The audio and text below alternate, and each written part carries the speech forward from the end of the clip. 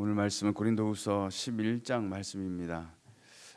본장에서 바울은 고린도 교회 안에서 교회 질서를 무너뜨리는 이 거짓 사도들에 대한 정체를 폭로하면서 자신의 사도권 권위를 적극적으로 주장하고 있습니다.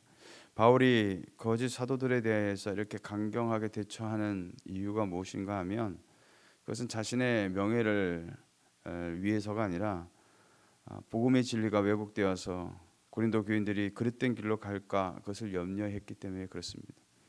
그래서 바울은 세 가지 측면에서 자신과 거짓 사도들을 비교하고 있는 것이죠. 그 첫 번째는 바울 자신은 고린도 교인들을 예수 그리스도께 인도하기 위해서 열심을 내어 중매자의 역할을 했으나 거짓 사도들은 마치 에덴 동산에서 뱀이 하와를 미혹한 것 같이 고린도 교인들로 하여금 예수 그리스도로부터 떠나도록 만들기 위해서 애썼다라는 것입니다. 본문 3절에 보면 뱀이 그 관계로 하와를 미혹한 것 같이 너희 마음이 그리스도를 향하는 진실함과 깨끗함에서 떠나 부패할까 두려워하노라 라고 말씀하고 있는 것이죠. 4절에도 고린도 교회 성도들이 정작 예수의 복음에 대해서는 잘 받아들여 하지 않으면서 다른 복음에 대해서는 잘 수용하고 있음을 지적하고 있습니다. 이는 오늘날 우리도 마찬가지죠. 교회 안에 이단이나 잘못된 복음이 들어와 얼마든지 흔들어 놓을 수가 있습니다. 따라서 그러한 무리들이나 그러한 사람들이 들어왔을 때에 정말 하나님과 교회 그리고 공동체에 하나 되려고 하는지 그것을 깨트리려고 하는지를 좀 살펴봐야 할 것이고요. 아니면 자꾸만 불만과 부정적인 말들로 교회나 공동체로부터 떨어뜨리려고 하는지, 또 전하는 말이 말씀에 근거하고 있는지 아니면 듣기 좋은 말만 하고 있는가를 보면서 잘 분별할 필요가 있다는 것입니다. 두 번째로는 바울 자신이 비록 언변이 부족할지라도 영적 지식이 있어서 누구보다도 뛰어나나 거짓 사도들은 온갖 미사여구를 동원한 응변술에 능통했음에도 불구하고 정작 영적 진리에 대해서는 무지했다라는 것입니다. 그렇다면 거짓 사도들의 특징이 무엇인가? 그것은 12절에서 15절에 그들의 실체를 폭로하고 있는데 하나는 뭐냐면 바로 이 거짓 사도들은 속이는 자들이다라는 것입니다.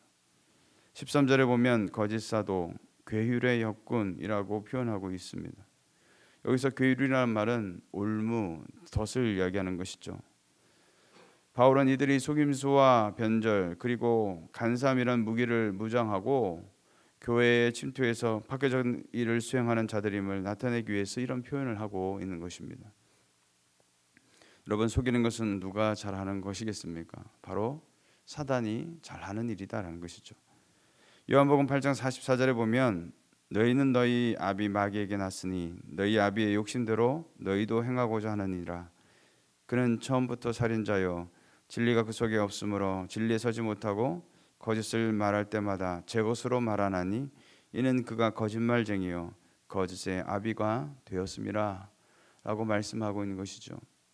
그래서 이들은 정말 잘하는 것이 바로 관계를 잘 사용한다라는 것입니다. 여러분, 관계를 펼칠 때 무엇을 도구로 관계를 펼치고 사용하고 있습니까? 바로 말이다라는 것입니다.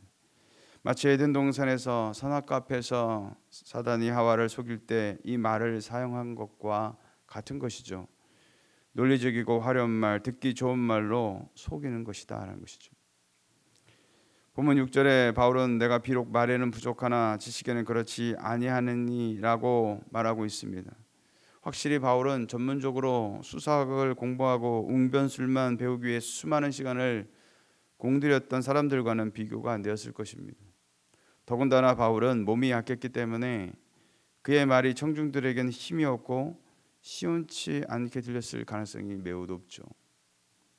그런데 반해 이 거짓 사도들은 탁월한 웅변술에 그 좋은 말들을 사람들에게 화려한 말들로 전하면서 사람들이 얼마나 그 말에 솔깃하게 들었겠습니까? 그러나 분명히 기억할 것은 오직 예수 그리스도만이 참 진리이기에 어떤 화려한 말보다 이 복음을 증거하는 이 바울이 참된 사도라는 확실한 증거가 되는 줄로 믿습니다. 사랑하는 성도 여러분, 오늘날 이단들이 자신들의 논리와 거침없는 말로 사람들을 미혹하지 않습니까? 심지어 교회에 몰래 들어와 교회에 적응하지 못하는 성도들을 대상으로 이간질을 시키며 진리에서 떠나 그들이 하나님을 벗어나기를 그들은 바란다는 것을 우리는 잘 알고 있는 것이죠. 그러므로 이러한 사단의 공격은 끊임없이 찾아오게 더욱 진리의 말씀 안에 거하기를 힘쓰므로 어떤 미혹에도 넘어가지 않고 승리할 수 있는 저와 여러분 되시기를 주님의 이름으로 축원을 드리겠습니다. 또한 이 거짓 사도의 특징 중에 또 하나가 바로 가장한다라는 것입니다. 이 가장한다는 말은 모양을 바꾼다 그런 뜻이죠. 무슨 말이겠습니까? 자신의 참 모습은 숨긴 채 위장을 하거나 모습을 바꾼다는 것이죠. 그들의 가장한 모습이 무엇일까요? 13절 하반절에 보면 어떤 모습으로 가장한다고 성경 말씀하고 있습니까? 그리스도의 사도인 척 하는 것이죠. 또 14절에서는 광명의 천사로 가장합니다. 15절에는 의의 일꾼으로 가장한다고 성경이 기록하고 있습니다. 바울은 고린도 교회에 침투하여 복음을 회방하고 자신과 고린도 교인들 사이에 이간질하는 자들이 그리스도의 사도로 가장하여서 성도들을 속이는 이런 일들이 결코 이상한 일이 아니라는 것입니다. 왜냐하면 그들의 배후에는 사단이 자기를 광명의 천사로 가장하여 배후 존용하고 있기 때문에 그렇습니다. 사단이 우리에게 다가올 때 어떤 모습으로 오겠습니까? 정말 이것은 죄다, 이것은 진리가 아니다, 이런 확실한 모습으로 다가오겠습니까? 결코 그렇지 않죠. 따라서 사단은 죄를 죄로서 우리에게 제시하지 않고 때로는 도덕적으로, 때로는 우리가 참 분별하기 어려운 모습으로 찾아와서 우리에게 말한다는 것이죠. 뿐만 아니라 의의 일꾼으로 가장한다 그랬었는데 무슨 말인가 하면 하나님의 목전에서 죄인을 의롭게 하는 의를 전하는 자들인 것처럼 자신들을 가장한다는 것이죠. 그렇다면 그들이 이처럼 가장하는 이유가 무엇이겠습니까? 결국은 진리를 회방하고 허물려는데 목적이 있다라는 것입니다. 그래서 보면 오늘날 교회의 이름으로, 교회란 이름으로 또는 선교사나 사역자란 이름으로 다가올 때에 우리가 정말 잘 분별해야 될 줄로 믿습니다. 교회가 정말 교회다운지, 그리고 사역자가 말씀을 따라 잘 강론하는지 분별하는 지혜가 반드시 필요하다라는 것이죠.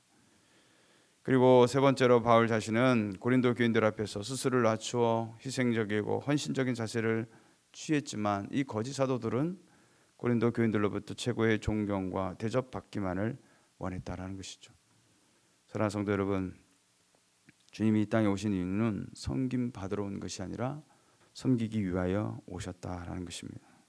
그런데 정말 대접받기만을 원했다면 과연 그런 사람들을 참된 사도라 말할 수 있겠냐라는 것이죠.